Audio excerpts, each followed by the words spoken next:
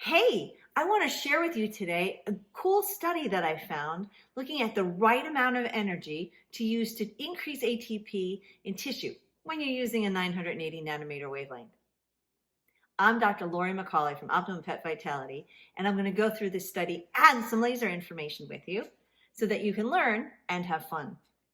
All right, the first thing to think about is what's your goal? I'm always asking when you're treating anything, what's your goal? So when we use laser therapy, the first thing to think about is we want to decrease inflammation. So decrease the inflammatory mediators, which are the chemicals that create the inflammation. We want to speed healing. And to do that, we're going to increase ATP, the energy of the cell, so that the cell can do whatever it needs to do to heal. We always increase blood flow and reduce pain. Those are always good things. We know with laser that we can use wavelengths, anything from 400 to 1064 nanometers, to have a positive effect in the body as long as our other variables are right. Other variables like power, super important. Another thing we want to think about is tissue depth. So we're going to need more power at the laser. If we have a deeper tissue, we need to get into the joint, and we need that penetration. We also know that when a cell creates ATP, a byproduct of that is oxidative stress or reactive oxygen species. Sometimes you may see it as ROS, or it used to be called free radicals. And as the free radicals increase, that can actually damage the cell or the adjacent cells. So we know we want to decrease the oxidative stress and at the same time increase ATP production. Wouldn't that be awesome? So this study, published in 2021, looked at laser light energy, 980 nanometers, in a petri dish full of cells.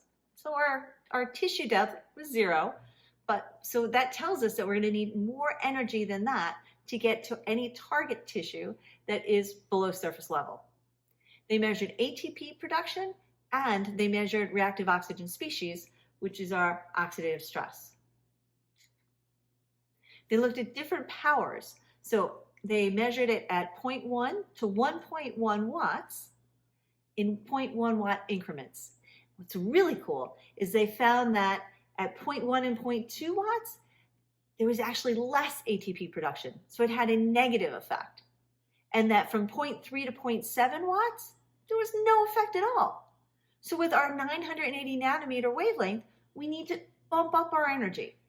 At 0.8 watts to 1.1 watts, they had a great increase in ATP production, which is awesome. But we also have to look at our reactive oxygen species or our oxidative stress. What was really cool was with the higher levels, we actually saw a decrease in reactive oxygen species or oxidative stress. So with our 0.8 to 1.1 watts of energy, we had increased ATP and decreased oxidative stress, exactly what we're looking for.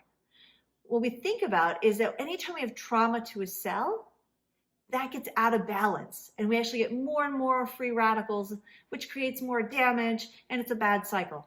So we're always looking for ways to increase ATP and minimize oxidative stress. And this does it. Woohoo! We make happy cells.